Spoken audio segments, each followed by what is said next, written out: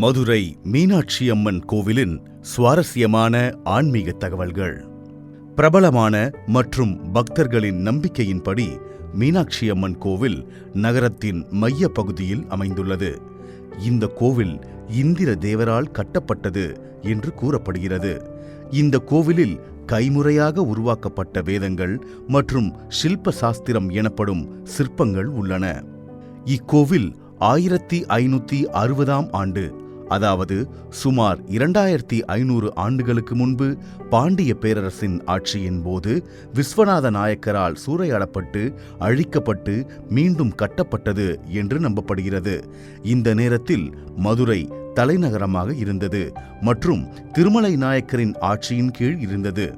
இக்கோவிலுக்கு தமிழ் இந்துக்கள் பெரும்பாலும் சுந்தரேஸ்வரர் மற்றும் மீனாட்சியை வழிபடுவதற்காக வருகை தருகின்றனர்.